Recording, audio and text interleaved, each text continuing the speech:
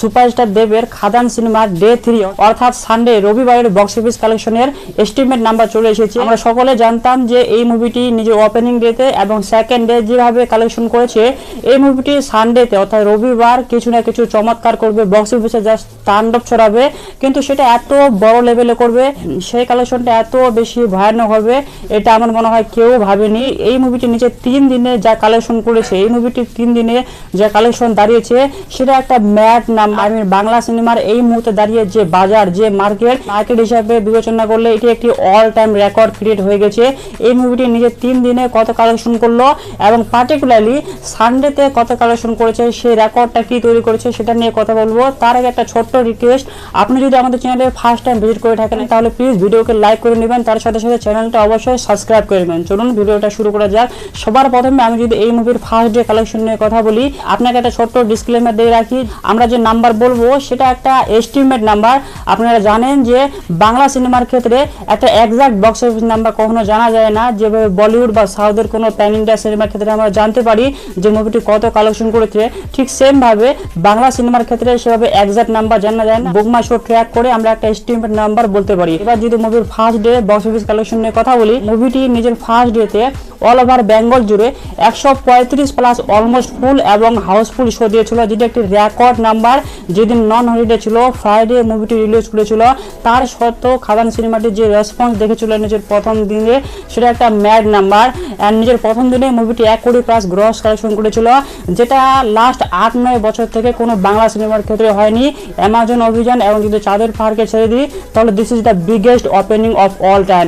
আমরা যদি second day movie collection নিয়ে কথা বলি, মুভিটির ওয়ার্ড অফ মাউথ বেশ পজিটিভ ছিল, মুভিটি বেশ ভালো হয়েছে, আমি রিভিউ করেছি, আপনি চলে চেক করে নিতে পারেন। যার কারণে মুভিটি সেকেন্ড ডে একটা বেশ গ্রোথ দেখিয়েছিল।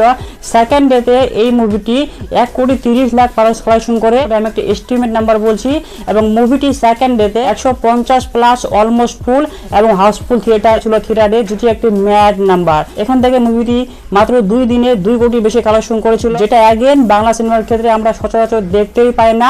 এরপর আমরা যদি মুভিটি সানডে কালেকশন অর্থাৎ রবিবারের কালেকশন নিয়ে কথা বলি, রবিবারে যে অ্যাডভান্স বুকিং হয়েছিল সেটাই 40 লাখের বেশি ছড়িয়ে গিয়েছিল এবং রবিবার মুভিটি কিছু না কিছু তাণ্ডব ছড়াবে এটা অনেকে আন্দাজ করেছিল, কিন্তু সেটা এত বড় লেভেলে। রবিবার মুভিটি অল ওভার বেঙ্গল জুড়ে খাদান মুভিটি 230 প্লাস অলমোস্ট ফুল এবং হাউসফুল শো গিয়েছে, যেটি একটি রেকর্ড নাম্বার। যবে থেকে বুকমাই শোতে আমরা ট্র্যাক করা শুরু করেছি, লাস্ট কবে বাংলা সিনেমার ক্ষেত্রে এমন ঘটনা ঘটেছে যে মুভিটি প্রত্যেক ঘন্টায় 2000, 1000, 1500 করে টিকিট সেল করতেছিল পার আওয়ারে, এবং মুভিটি 230 প্লাস অলমোস্ট ফুল এবং হাউসফুল শো দিয়েছিল। আমরা সাউথের সিনেমাতে দেখি যে 700 প্লাস হাউসফুল, 500 প্লাস হাউসফুল, বলিউডের ক্ষেত্রে দেখি, কিন্তু বাংলা সিনেমার ক্ষেত্রে 230 plus housefull almost full show দেওয়া একটা যা স্বপ্ন হয়ে থেকে গেছিল, দেবদা এই স্বপ্নটাকে সত্যি করে তুললো।